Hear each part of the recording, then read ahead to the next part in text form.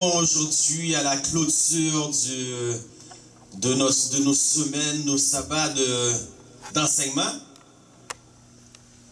Toutefois, il me reste un dernier sabbat prochain, mais j'ai dû prendre une décision de changer le message. Ce sera plus un message d'adieu. La raison en est que je suis un professionnel et très perfectionniste. Donc, lorsque je donne un message, j'aime y aller en profondeur. Parce que je crois que l'Église a besoin plus d'enseignement aujourd'hui que l'Église a besoin de prédication.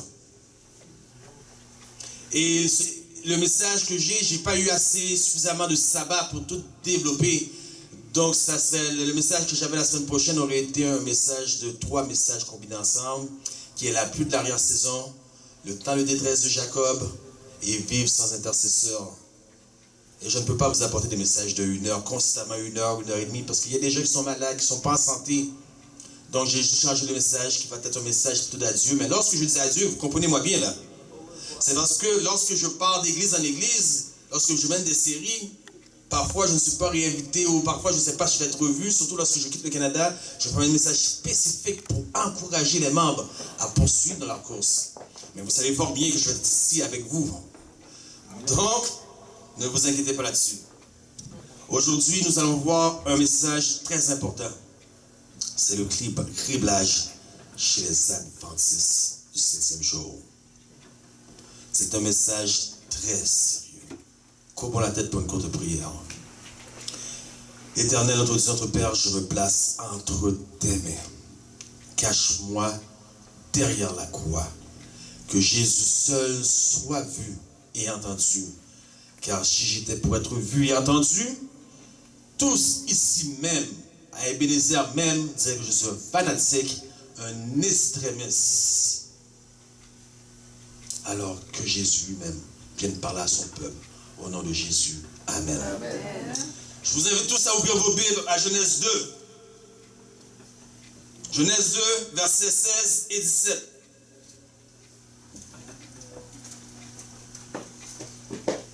Gardez la main souvent dans votre Bible, parce que nous allons avoir plusieurs versets aujourd'hui. Et puis, je n'ai pas le PowerPoint pour projeter sur l'écran. Donc, gardez la main dans la Bible. Verset 16.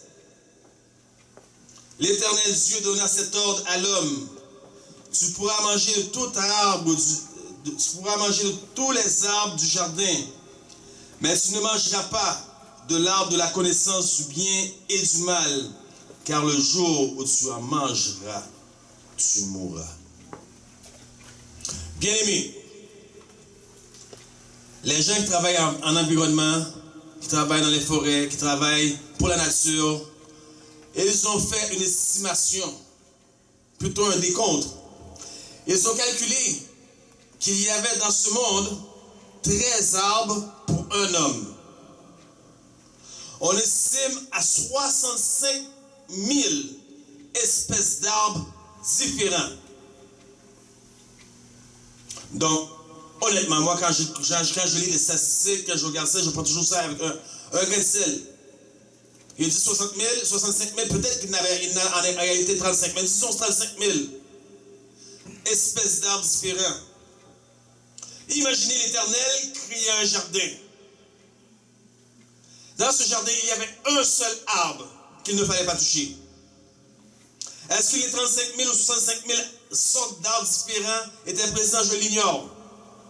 Tout ce que je sais, c'est qu'il y avait d'autres arbres, mais il y avait un seul arbre à ne pas toucher. L'arbre de la connaissance du bien et du mal.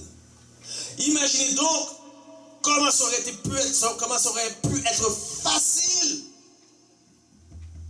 Non, imaginez comment ça aurait pu être facile pour Ève de ne pas pécher.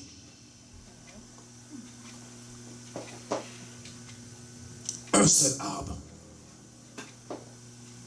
Comment ça aurait pu être facile? Mais vous connaissez la fin de l'histoire. Ève s'éloigna un petit peu de de son mari, un petit peu, jusqu'à ce qu'elle soit complètement éloignée de son mari, vulnérable.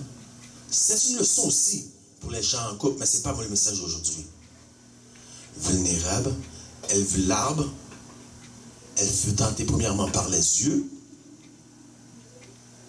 elle vit l'arbre, elle fut tentée après par ce qu'elle entend, le serpent.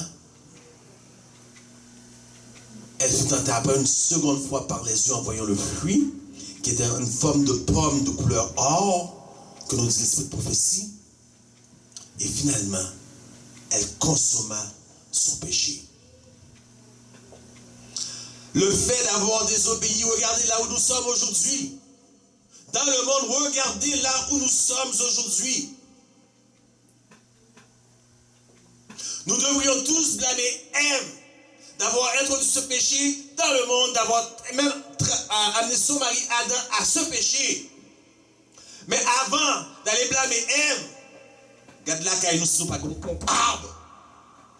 Tous d'entre vous, chacun d'entre vous, le prédicateur aussi là, nous avons tous un arbre dans notre vie qu'il ne faut pas toucher. L'Éternel a permis que cet arbre-là soit dans notre vie. Et sur cet arbre-là, se tient un serpent aussi. Ah, regarde madame ici, là. Il n'y a personne qui va savoir. Elle est jolie, elle n'est pas de 26. Va vers elle. L'église ne sera pas. Et peut-être qu'il sait, peut-être que tu peux la gagner pour Dieu. Votre arbre, c'est peut-être votre mari, votre épouse. Nous avons tous un arbre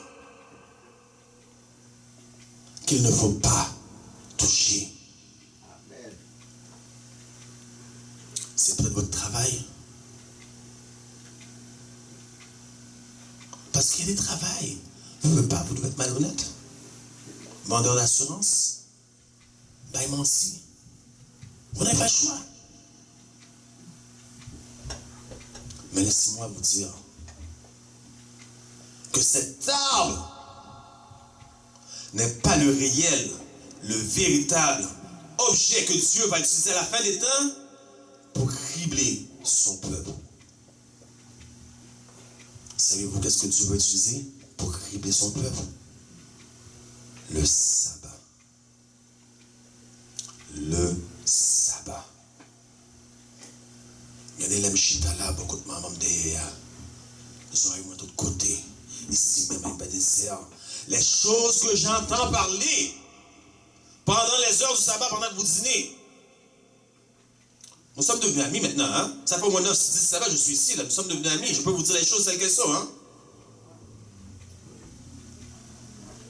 Le dernier test que l'Éternel va faire pour cribler son peuple, sabbat.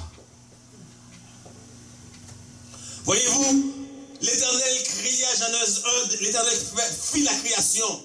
Et il est marqué, il y eut un soir, un matin, premier jour.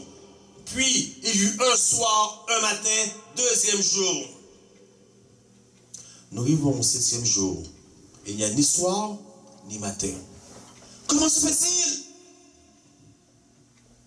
Nous vivons au 7e jour, il n'y a ni soir, ni matin.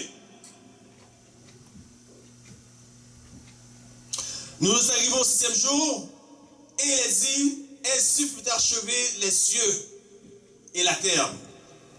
En 7 jours, l'Éternel termina sa création.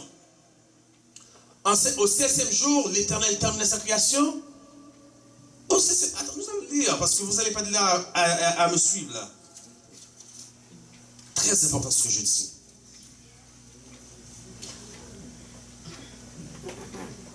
Genèse 2, verset 2.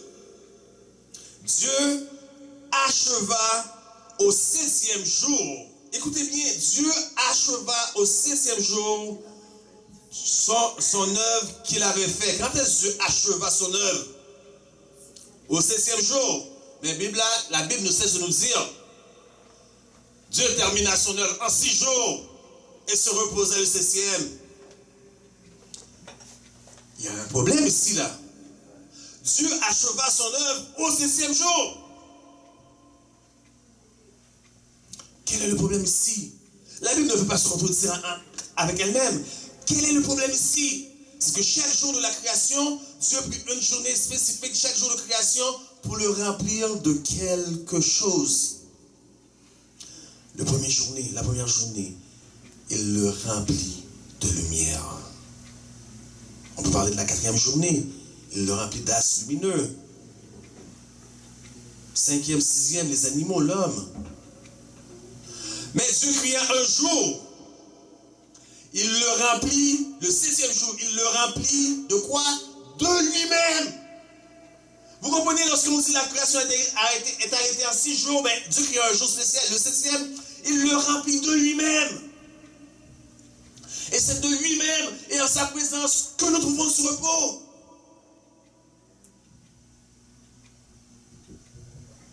Voilà pourquoi il n'y a ni soir, ni matin au 7e jour. Ce qui veut donc dire que l'Éternel se repose encore.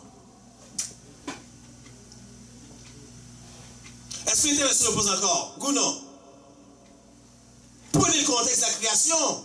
Ne prenez pas le texte en dehors de son contexte comme le fait d'autres prédicateurs. Le chapitre 1 parle de la création. L'Éternel se reposa après. Est-ce que l'Éternel se repose encore? Oui. Car qu'est-ce qu'il a créé après le 6e jour? Mais après le millénium, il va créer des nouveaux cieux et une nouvelle terre et les choses anciennes auront été disparues. Donc maintenant, prenons en considération le plan du salut. Dieu n'a rien à s'inquiéter, il se repose. Parce qu'avant même qu'il y ait une chute dans le jardin, il y avait un plan. Et le but de Dieu, c'est que c'était de repeupler les cieux. Car comment je pourrais dire ça? La désobéissance de Lucifer qui entraîna un tiers des étoiles des cieux allait sur un grand vide et il voulait prendre Adam et Ève et toute la famille chrétienne pour repeupler le ciel. Tel était le but, l'idéal de Dieu.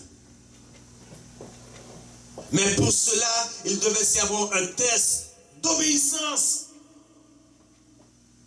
Voilà là où vient l'arbre en question.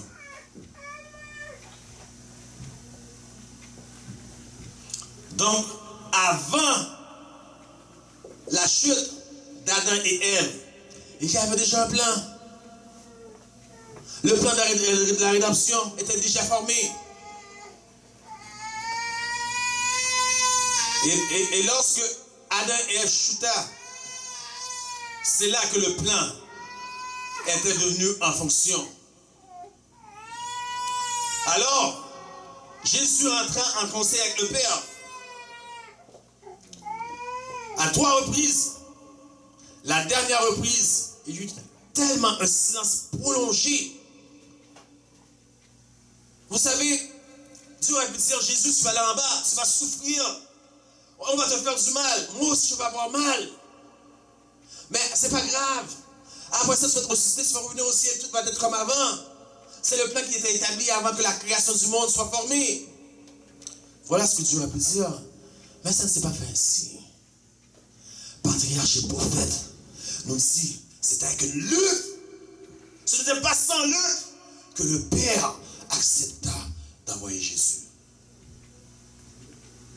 Nous, un coup de péché, ce n'était pas sans lutte. Tous les anges étaient, tout le monde était silencieux, attendait pour voir quel serait le plan, quelle serait la solution finale. Ce n'était pas sans lutte.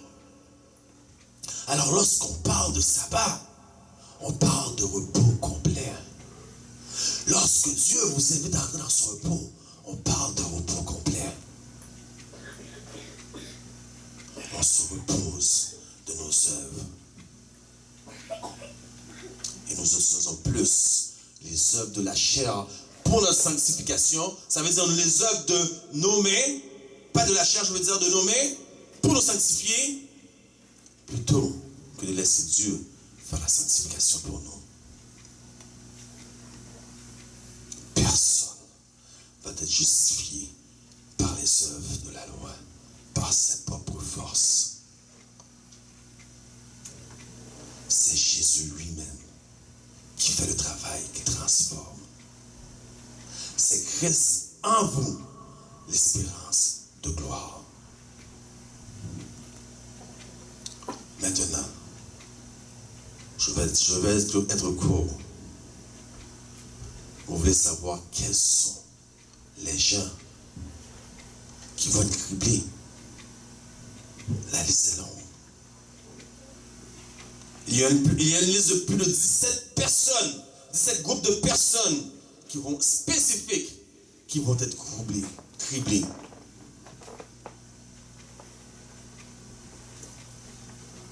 Laissez-moi vous donner quelques exemples. Ceux qui ne contrôlent pas l'appétit, intempérants. Donc, comme vous savez, j'avais ce message déjà préparé depuis la 2 semaines, j'avais déjà préparé à l'avance et je n'ai pas la clé USB, donc il n'y a pas l'image avec toutes les références de l'esprit de prophétie. Maintenant, si nous parlons de l'esprit de prophétie aussi, Dieu a aussi donné un don prophétique à son Église, de sorte qu'aujourd'hui, nous, on le croit, peut-être pas nous, moi, votre pasteur, beaucoup de gens ne croient plus à ce don. Ces gens-là vont être criblés. Parce que Dieu a donné ce don spécifique pour que l'Église, pour diriger l'Église. Maintenant, vous le rejetez. Comment voulez-vous être sauvé? Regardez les méthodistes. Regardez les mormons. Ils sont fiers. Ils n'ont pas de problème avec leur William Branham ou bien leur comment ça s'appelle la Moni. Ils sont fiers. Ils ne sont même pas dans la vérité. Et nous qui sommes dans la vérité, qui marchons dans la lumière, nous avons honte, nous avons peur de parler de Ellen White.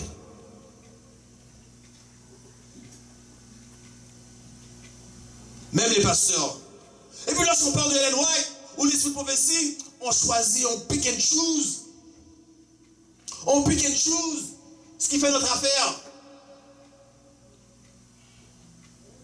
Et lorsque quelque chose ne fait pas notre affaire, mais hey, c'est Ellen White. C'est pas mon Dieu là, c'est Ellen White. Ah oui, mais tu étais d'accord avant pour ça, hein? Maintenant tu me dis c'est Ellen White. Ceux qui se compromettent, qui font des compromis dans leur vie, ça veut dire des gens qui n'ont pas de colonne, qui ne sont pas stables. Ce sont ces gens-là qui vont sortir. Les jaloux et les trouveurs de fautes. Il y en a, c'est juste ce qu'ils font à l'église. Il y en a, c'est leur ministère, trouver des fautes chez les autres. Vous voyez l'église adventiste fait comme ça. L'église adventiste fait comme ça. Ou une femme sortie. Beaucoup de gens sont sortis de l'église adventiste. Et ils ont créé leurs propres affaires, leur propre ministère personnel. Faites attention lorsque vous allez écouter des choses sur YouTube. Ce ne sont pas tous des églises digitales. Et cette piment-là, ils ont utilisé le même texte, Ellen White, pour monter nous mentir. Et beaucoup se laissent séduire. Beaucoup se laissent séduire par ces autres choses-là. Les trouveurs de fautes chez les autres, vous devez vous méfier de cela. Et qu'est-ce que j'ai fait, moi, là, plusieurs semaines en arrière, là, plusieurs sabbats, de soit le premier ou le deuxième message. Je ne vous ai pas montré des photos de ce qui se passe dans l'église adventiste même. Vous devez vous dire, mais lui aussi, c'est un trouveur de troubles chez les autres. Non. Non.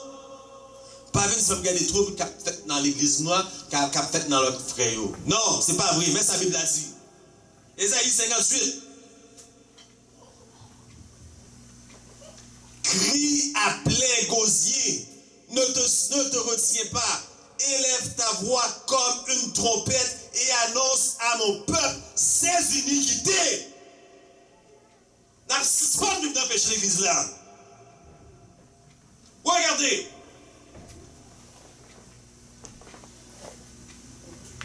Et à la maison de Jacob, c'est péché. Voilà, quelqu'un qui vous présente de tels messages, qui montre ce que l'église adventiste fait, qu'est-ce qui se passe dans l'église, mais qu'il n'y a pas de Jésus là-dedans. C'est du sensationnalisme.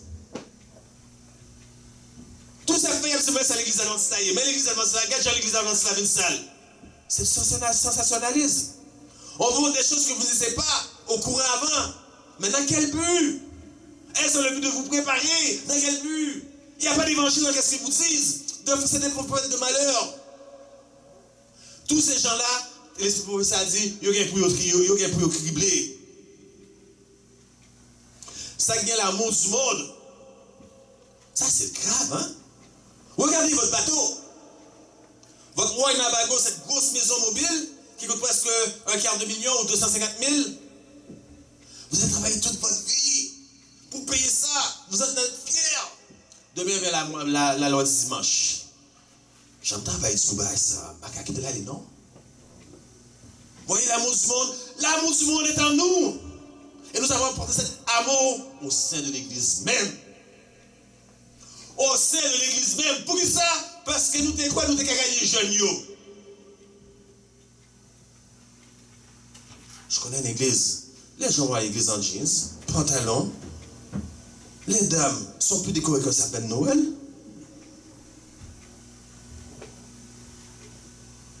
La musique qui rentre dans l'église. Les instruments de musique qui rentrent dans le sanctuaire. De sorte que nos sanctuaires, ce sont des discothèques qui passent pour des églises. L'amour du monde. Et pourtant, si on avait gardé notre état pécunier, on guérirait les malades. C'est pas moi, non? Bon, pourquoi nous ne pas croire, nous tous pas croire dans Ellen White? Mais regardez comment vivaient les apôtres, la puissance qu'ils avaient sur eux à la Pentecôte. Regardez aujourd'hui, dans quelle était l'église? Même les malades. Bon, on ne peut pas des malades, juste un branche qui guérit mon oui. Tous ces gens-là vont être criblés. Les étudiants superficiels seront criblés aussi. Parce que voyez-vous, plusieurs mondes ici, dans l'église Amasis, peut-être pas ici, mais dans l'église Amasis, il y a besoin de plus bagaille. Côté aujourd'hui, il y a dans la bouche pasteur, dans la bouche ancien. Il y a sabbat après sabbat message, et le message ça y est enregistré, sabbat après sabbat enregistré dans la tête, mais c'est qui après le message? Le pasteur, l'ancien. Tout ce qu'ils savent vient de la bouche du pasteur de l'ancien.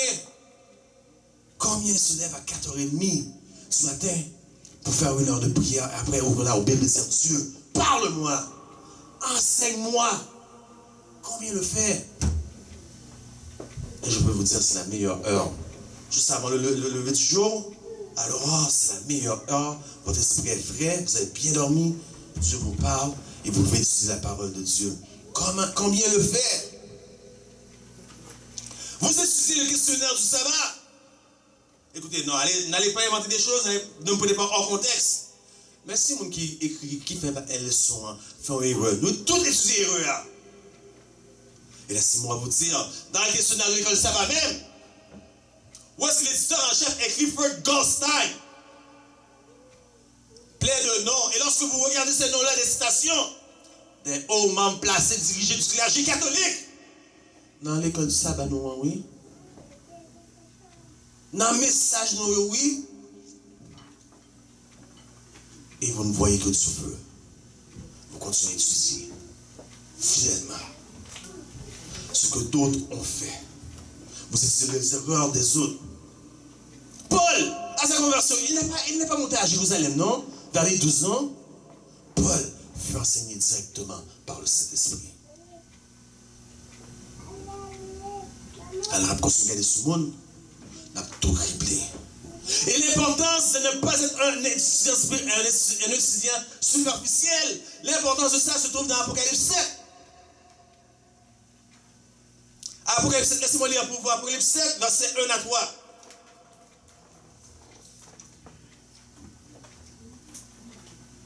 Après cela, je vis 4 anges debout aux 4 coins de la terre. Ils retenaient les 4 vents de la terre afin qu'il ne soufflait point le vent sur la terre, ni sur la mer, ni sur aucun arbre. Je vis un ange qui montait du côté du soleil levant et qui tenait le sceau du Dieu vivant. Il criait d'une voix forte. d'une voix forte aux 4 anges à qui il avait été donné de faire du mal à la terre et à la mer. Et il dit, ne faites point de mal à la terre, ni à la mer, ni aux arbres, jusqu'à ce que nous ayons marqué du sceau de Dieu, du sceau, le front des serviteurs de notre Dieu.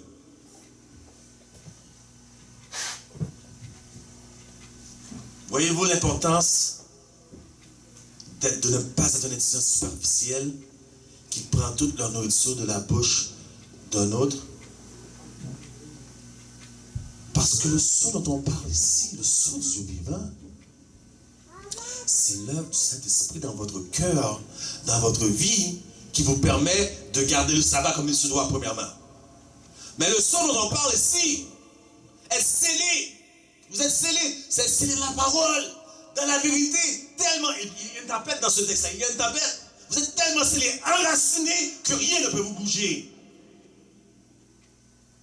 Rien ne peut vous ébranler. Tellement vous êtes enracinés dans la parole de Dieu. Voyez-vous, en 1998, à Longueuil, Saint-Jean, une partie de Montréal, ça faisait comme un triangle, genre. Il y a eu une grosse tempête. Pendant 3 mois à peu près, non, pas 3 mois. Pendant, au moins, je dirais, 1 mois, des gros arbres se sont mis à tomber. Il y a eu des noirceurs totales. Les gens perdaient l'électricité dans leur maison, ils ne pouvaient pas chauffer leur maison. Donc c'est dans le gymnasium et dans l'auditorium du collège Édouard Montpetit, j'ai été dormir. Et il y avait des œuvres humanitaires en équipement spécial pour que les gens viennent dormir, que le gouvernement avait mis en place à cause de cette grande tempête. Tout le monde avait été ébranlé par cette tempête. Lorsque je sortis chez moi, je voyais des gros arbres centenaires, mais gros ces arbres-là, à terre. Et il y avait d'autres arbres, ils étaient plus petits, ils n'étaient pas tombés. C'est pas la grosseur qui compte. C'est à quelle profondeur vous êtes enracinés. C'est ça qui compte. À quelle profondeur vous êtes enracinés. Mais c'est ça.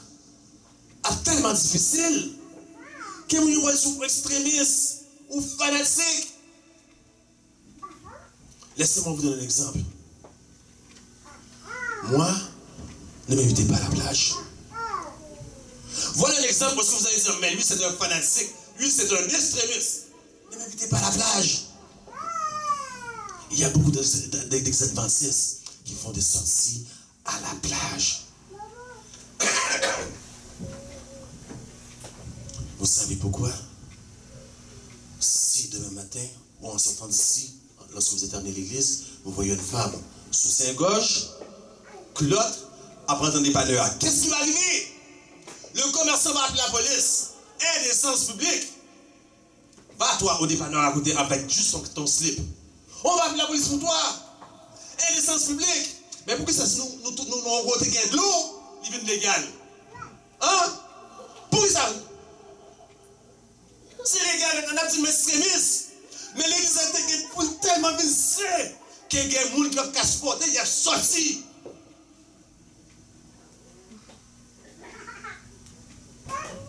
Il n'y a pas une sainteté.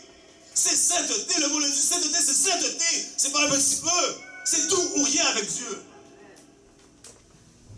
L'église a été tellement visée.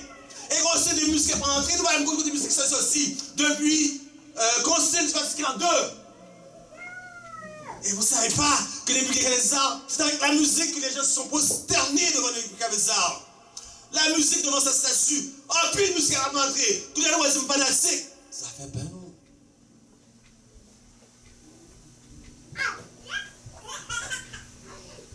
L'Église, si elle avait gardé son état péculier, l'Église serait une armée terrible pour l'ennemi.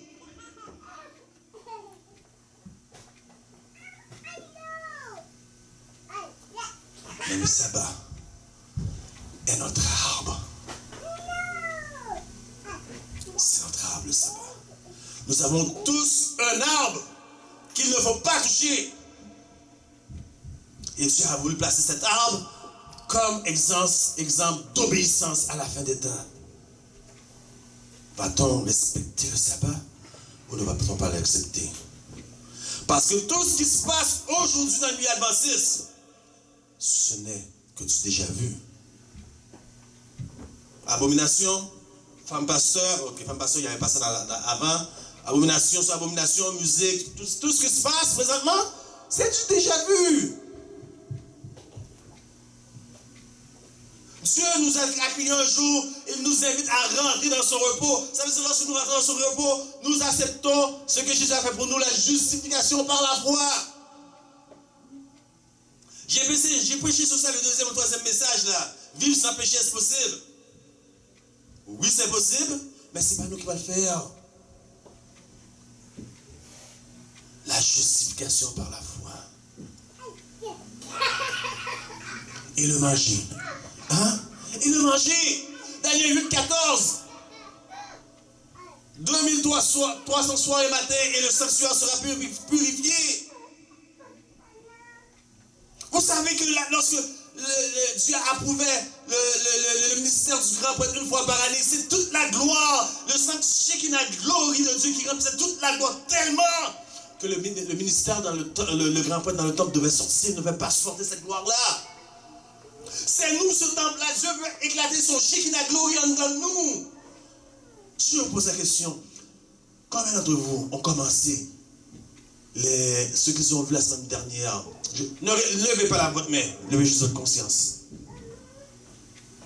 Vous prenez les choses à la légère. Eh bien, nous voyons le criblage à venir. Et ne vous trompez pas, le criblage est déjà commencé. Il a commencé depuis le temps des graines white, depuis du sang cake. Mais comme un vent, une tempête va tout petit et grandit, amène plusieurs choses avec lui, ainsi sera-t-il pour le temps des fins. L'église là, il faut sanctifier.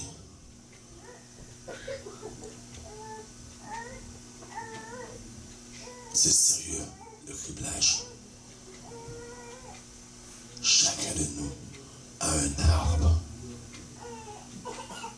Chacun.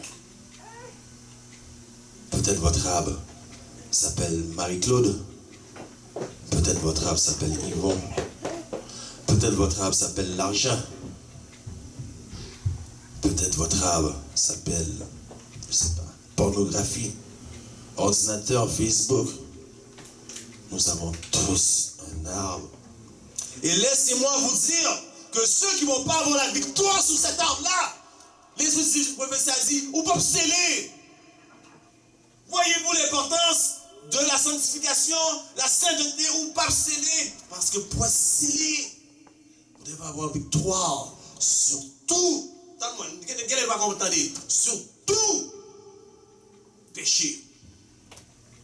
Ah, notez quoi? Je fais ces femmes cougnées, hein? Les lois du dimanche à venir, bon Dieu a ajouté grâce pour me camper. Non, la victoire sur tout, mais avant. Seuls ceux-là vont être scellés et seuls ceux-là pourront donner le grand cri du troisième ange. Voyez-vous à quel point c'est sérieux. On va essayer comme ça. On ne peut pas voir ça l'église à faire. Dans une prière, deux, trois personnes assises dans une prière. On peut aller 10 personnes dans une prière. Je ne vois pas personne qui se tape la poitrine, Seigneur, et puis c'est de moi un pécheur. Pécheur que je suis, comme le pécheur et le républicain dans la Bible. Qui se tape la poitrine? Seigneur, pardonne-moi. L'homme, il n'osait même pas lever les yeux au ciel. Mais il est ressorti. Justifié. Justifié. L'église, personne. Moi, j'étais un gros vagabond. Plus gros vagabond qu'on peut imaginer, je l'étais. Je traversais Longueuil, j'allais à Montréal en plein hiver, dans la nuit, pour aller faire mes trucs sales. Pour moi, Dieu, qu'on n'y a pas qu'à venir prier. L'église a bien pour tellement venir saint, mes amis. Mais avant tout, vous devez rentrer dans le repos de Dieu. Ce sabbat. Si vous voulez vraiment avoir l'opportunité d'être sauvé, de ne pas être criblé, rentrez dans son repos. Cessez de chercher votre salut par vos propres œuvres et abandonnez-vous à Christ. Parce que, excusez-moi, et abandonnez-vous à Christ. Parce que qu'est-ce qui va faire le véritable criblage? Oui, ça va être un test. Le véritable criblage, c'est les choses que je viens de vous dire maintenant. Le témoignage du témoin fidèle et direct. Voilà ce qui va causer un criblage dans l'église. Ça veut dire avec le témoignage du témoin fidèle et direct, l'église va être tellement sainte. Mais comment en arriver jusque-là? Le témoignage du témoin fidèle et véritable, surtout dans Apocalypse 3, verset 14, en descendant. Vous ne voulez pas arriver là parce que vous dites, puisque je suis riche, mais vous ne savez pas que vous êtes pauvre. Mais comment vous savez que vous êtes riche? Est-ce que quelqu'un se promène dans la rue disant je suis riche? Comment vous savez que vous êtes riche? C'est parce que vous avez une somme d'argent en banque que la moyenne des gens n'ont pas. Donc vous vous comparez avec d'autres gens, faisant exactement ce que Paul a dit. Nous comparant par nous-mêmes et nous mesurant par nous-mêmes, montrant que nous sommes passage. Mais regardez ce que Dieu dit. Il dit, je me tiens à la porte et je frappe. Si quelqu'un entend ma voix, j'entrerai, je souperai avec lui et lui avec moi. Ici, le mot souper, le terme souper désigne un euphémisme qui se réfère, encore une fois, comme je parlais avant, comme le mot connaître, à une relation sexuelle. Donc, il n'y a pas de plus haut niveau d'intimité, de forme d'intimité que cela. Mais le peuple dort.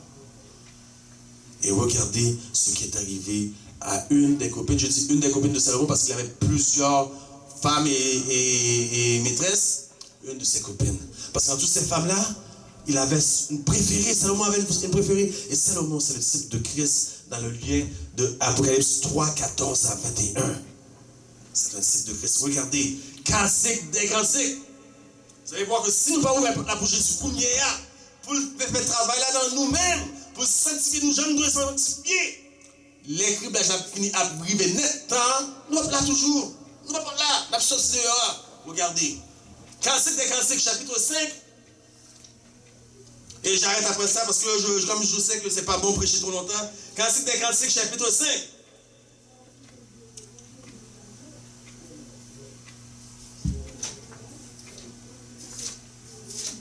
Au verset 2, je crois, 2 à 7. Je lis pour vous. N'oubliez pas, ce texte est en relation avec Apocalypse ou Révélation, chapitre 3, verset 14 à 21. Le message à la Odyssée. Notre thème, c'est le criblage. Cantique des cantiques, chapitre 5, verset 2 à 6. J'étais endormi, mais mon cœur veillait. C'est la voix de mon bien-aimé. La femme parle de Salomon en passant. Qui frappe. Ouvre-moi, ma soeur, mon ami, ma colombe, ma parfaite. Car ma tête est couverte de rosée, mes boucles sont petites, sont pleines de gouttes de la nuit. J'ai ôté ma tunique. Comment la remettrai-je? J'ai lavé mes pieds. Comment les salirai-je? Mon bien-aimé a passé la main par la fenêtre et mes entrailles se sont émues pour lui. Je me suis levé pour ouvrir mon bien-aimé et de mes mains a dégoûté la myrrhe. De mes doigts, la myrrhe répandue sur la poignée du verrou. J'ai ouvert à mon bien-aimé. Tendez bien. J'ai ouvert à mon bien-aimé. Mais mon bien-aimé s'en était allé. Bien-aimé. Est-ce que nous comprenons le texte là? Non, je ne vais pas ouvrir. Je vais faire affaire. Pour affaire, non, je ne vais pas faire. Je ne vais pas faire pour une réunion prière. Je ne vais pas faire pour... Non. Et puis tout d'un coup, vous vous rappelez de ces moments-là, vous ouvrez la porte. Il est allé. Il est allé. Bible a dit, l'été est passé, la moisson est terminée et nous ne sommes pas sauvés. Dieu joue toujours. Pas qu'on va au sérieux. Il était allé. Et ça nous reconnaît, hein? Pas rien. Pas rien. Regardez Ézéchiel 8. Après ça, nous voyons, ouais, Ézéchiel 8, c'est la représentation de l'église adventiste de 2019. Mais qu'est-ce qui est arrivé? Ézéchiel 9. Bon Dieu, vous voyez, ange lit. Il dit, allez, sans pitié frapper. Commencez à frapper grand, petit, jeune, vieux, femme. Et commencez par mon sens. Vous comprenez pour ça qu'est-ce que je veux dire? Et commencez par mon sanctuaire.